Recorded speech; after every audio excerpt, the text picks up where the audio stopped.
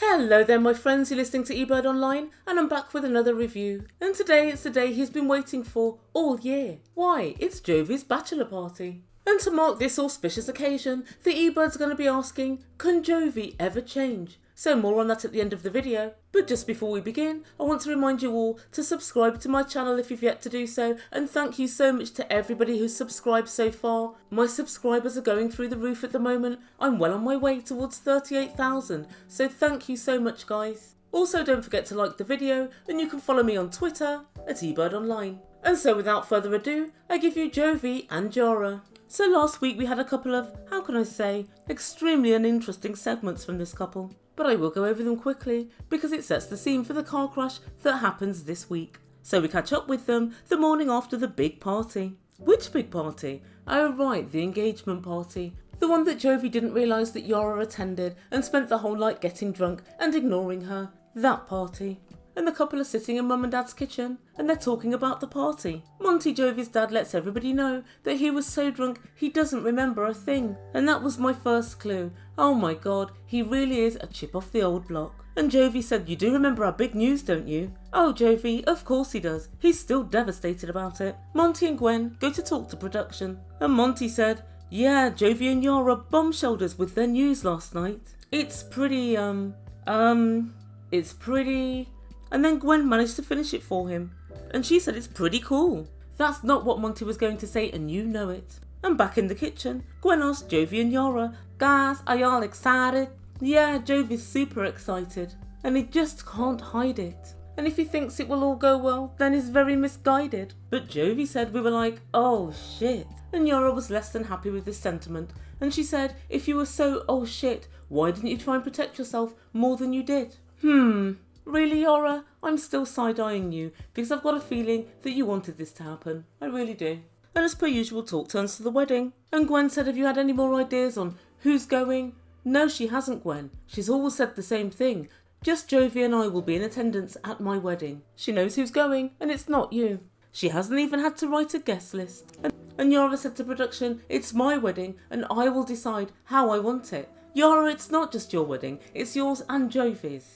And meanwhile, Gwen was saying to production, if I'm not invited to my son's wedding, I will not be happy. And for the very first time, I'm starting to feel a little bit sorry for Jovi's mum. Because I understand she's only got one child. Obviously, nobody hopes that he's going to get married again and again, although he more than likely will. So she's thinking this is a once only event and I'm going to miss it. And the only reason for that is because Yara's family can't attend. And it does somehow feel a little bit unfair. But I think the main reason that I feel sorry for her is because I saw all of the effort she put in to the engagement party. She had favours on all the tables, and as we know, a little faux wedding cake. She really went all out, so I kind of think that's her thing. So yeah, I get it, she's upset. But Monty's got other things on his mind. Monty said, do you think this wedding's a good idea? I'm really not sure about it. Monty, no you wouldn't be, because the only time you've ever met Yara is when you've been drinking or drunk, so you have no idea what the girl's like. Of course you wouldn't be sure. And let's face fact, she's already pregnant, so the only possible way for you to see your grandchild is for Jovi to marry her, otherwise it's back to Ukraine for Yara and baby. So the next time we see this couple, it's at Mardi Gras, and they're walking around New Orleans, going in and out of shops and trying on masks. And Yara lets us know that Jovi's been a good boy. He's been staying in for the last 2 weeks. Yara, my love, that's just 2 weeks. You've got a whole lifetime. I don't see it for you and Jovi, I really don't. And then she tells us Jovi's turned over a new leaf. Oh my lord, it's even worse than the last one. And Jovi attempted to explain what Mardi Gras was to Yara. And halfway through his explanation, he realises he's got no idea. All Jovi knows is that he goes out and gets hella drunk and can't remember what happened or why. And every time Jovi irritates Yara, Yara says, I don't know, I might move back to the Ukraine. And Jovi just flipped his lid and said, why do you keep saying I'm going to the Ukraine? You're not going to the Ukraine, you're in the US now. Why ever do you keep saying it? And Yara explains that she's in love with Jovi and he's the only reason she's in the USA. And guys, this is quite strange because for some reason I think she is in love with Jovi. I can't for the life of me fathom out why, but I think she is because I don't know anybody that would put up with the horse shit that he puts her through if it were not for love. It's not money, it's not a lifestyle. What else can it be? And so this week they went to something called the Crew de View Parade. Guys, it does look fun, But then when I read into it, I realised it's something to do with clans. I'm really surprised that Jovi's not front and centre. And Jovi tells us that he wants to keep Yara in a good mood in between now and the wedding. I think, Jovi, if you dispense with the alcohol, all will be well. Oh yeah, and the strippers. And the next time we see this couple, Yara's going wedding dress shopping with mother-in-law-to-be Gwen. And they walk into the wedding dress shop. What's this? Oh my god. Okay, so Yara's not wearing a wedding dress. Yara's wearing a dress that you go clubbing in. Fair enough. Whatever floats your boat, I suppose. And Gwen remarks, it's so weird getting a wedding dress for a wedding that I'm not invited to. So in the store, Yara lets the shop assistant know she's looking for a white, glittery dress. She tries on a couple of things, and everything she tries on, obviously, she looks the bomb. And as she tries on a dress, with a crotch skimming split, Gwen asks her once more, are you sure we can't go to your wedding, Yara? And Yara said it's nothing personal, it's just because my family can't go. And Gwen looked genuinely sad. And then Yara said, well, you look really unhappy. And she said, somebody's finally marrying my kid and I'm not going to be there. I can understand what she means. I wouldn't believe that anyone would marry Jovi if I hadn't seen it with my own eyes either. And Yara said, well, if you really, really want to go, I guess you can go. And Yara said, Gwen's being so nice, I just felt so guilty. And Gwen said, oh my god, I'm so excited, I'm coming to the wedding. And the truth be told, it would have made a really poor televisual experience if there was only Yara and Jovi for us to feast our eyes on. Even if Elvis literally came back from the dead and married this couple, it still wouldn't be particularly interesting. They need an ensemble cast, that's for sure. And so Yara buys a white glittery dress, which looks absolutely amazing, and they're good to go. And next time we see Yara and Jovi, they're walking down the street, yet again in downtown New Orleans. And the couple let us know that Yara's just had a really bad fall and she fell over on her back. She's not feeling too well, and they went to the doctor to check everything out, and he said that everything was fine with the baby. But Jovi tells us he can't believe that it's happened, and it's really bad timing. Bad timing? What for? Oh my god, this little twonk is going on about his bloody stag night, well, bachelor party, whatever, and he can't believe that she's fallen over on this day. And so anyway, they're sitting at home, and Yara's sitting on the sofa, and Jovi's pacing up and down. You know what's on his mind? He just wants to get out, have a few drinks, hit those bars and split those legs. That's what Jovi's on with for his bachelor night. And so one of his friends calls, and he explains what's happened, and his friend said, well, that's as may be, but it's your bachelor night. He didn't even ask how Yara was. It's your bachelor party, man. And guys, I wouldn't mind, but it's not as if he doesn't go out every other night of the week. I don't know how Jovi's bachelor party is going to be distinguished from any other event. I really don't. But Jovi did say to Yara, if you don't want me to go, I won't go. Oh, poor Yara. Because you know what Jovi's boat race is going to be like if she says, no, you can't go, or I'd rather you stay here with me. And so she said, well, you can go, but only for a short time. And I don't want you to drink. You can go for an hour and a half. Well, okay, 2 hours. All right, 2.5 hours. Jovi looks happy as he trots out the door. Jovi, that's 2.5 hours, not 2.5 days. And she said to him, whatever you do, don't drink. He said, don't drink. What am I supposed to do then? She said, well, only have a couple of drinks. And he said, well, I'm not going to have... And he said, well, I'm going to have more than a couple. I'll just have a few. In fact, I just won't get drunk. Oh, God, it's clearly all going to go wrong. He's not going to get drunk. He's going to get absolutely bloody paralytic.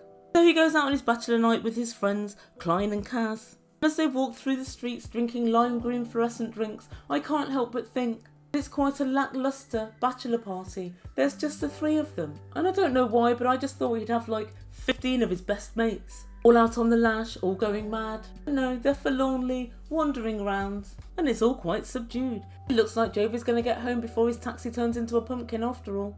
So after a few lame drinks and a few lame bars, they decide to go to Penthouse, which is a strip club. And they say to Jovi, are you still sober enough to find your way there? And one of his friends said Jovi could smell his way there. Oh dear, doesn't sound very good for the ladies of Penthouse now, does it?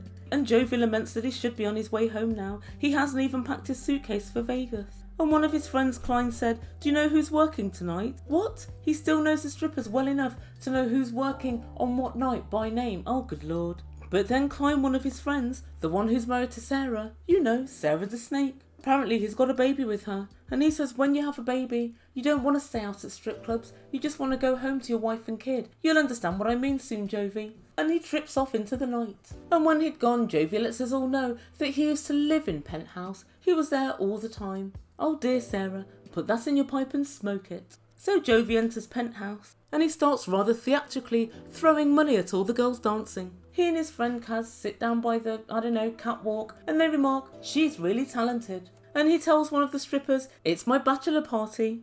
And she said, oh, how nice. I'll be around for your divorce party too. How very cynical. I guess they've seen it all. And so one of the girls said, I'm the girl that gets a bottle of champagne just sent over to me for no reason. Oh really? I think the Ebird knows the reason. I think it's because 50% of the time your legs are at 2:45. I don't know, I could be wrong, but I think very likely that's the reason. I digress. His friend then says, and I'm going to be the person who's going to send you upstairs with Jovi. So Jovi jumped up like a little child being told, here's the ice cream van.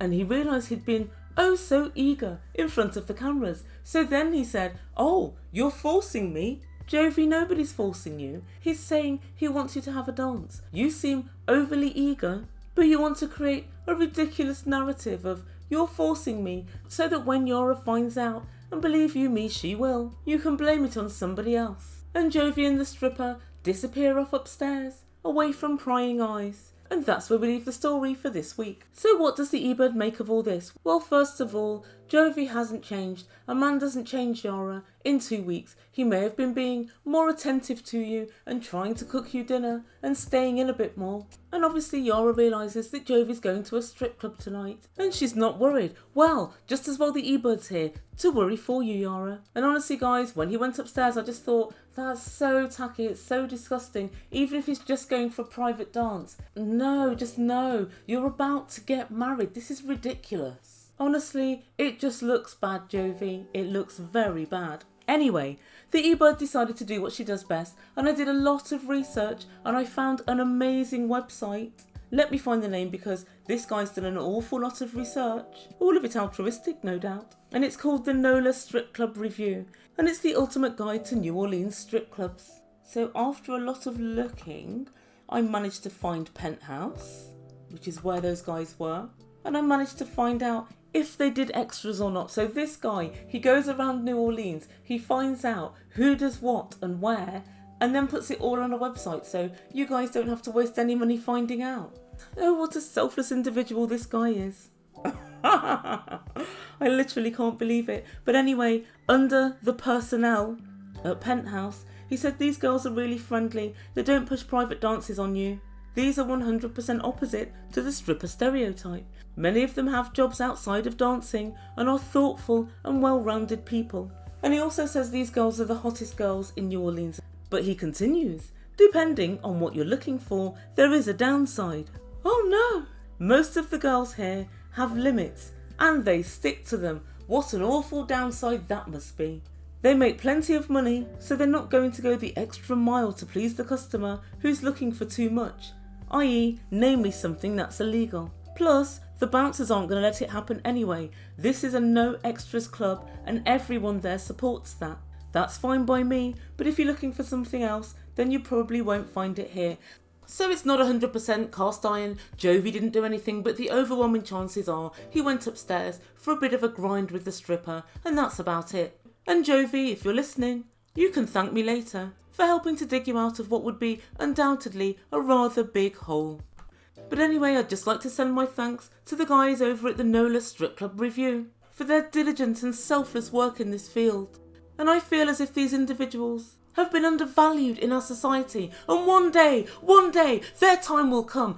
And I wholeheartedly believe that when your vital work gains the worldwide recognition it deserves, you will be in receipt of the Nobel Prize in Economic Sciences, or maybe literature, or maybe peace. Well, something worthwhile. It's nothing short of what you deserve.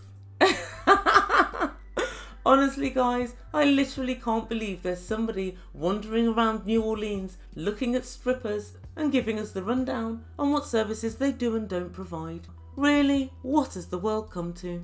But anyway, back to the $64 million question, will Jovi ever change? In my mind, no he won't. Regardless of what he says to Yara, he doesn't take much persuading by his boys to stay out and to get up to all sorts. He actually only had 2 friends out, one of whom went home early because he knew he had to get up the following day, and Jovi should have thought, this is my cue to leave. But no, he decided to stay out, surprise, surprise.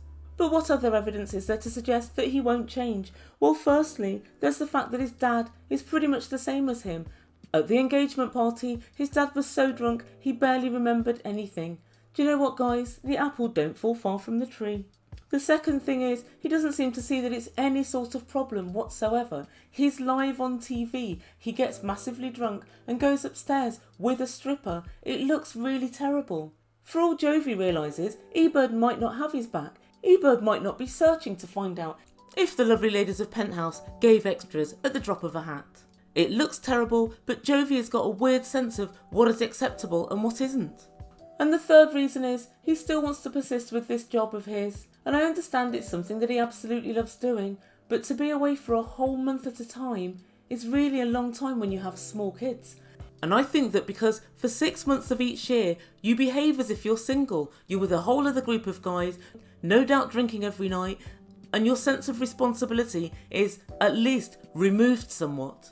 And the fourth reason is, I think that Jovi will never change, is that he still has quite a lot of single friends, and they're all, one, willing his marriage not to work, kind of, and two, dragging him to the dark side. So even though his friend knew that Yara was pregnant, knew that Yara was ill and had just had a fall, he still said, let's go to the strip club, and then he said, I'm going to buy you a dance. And Jovi and his friends loved this life. Jovi had a massive stack of about 300 $1 bill notes, and he was artfully throwing them all over the girls, just enjoying the power of it all.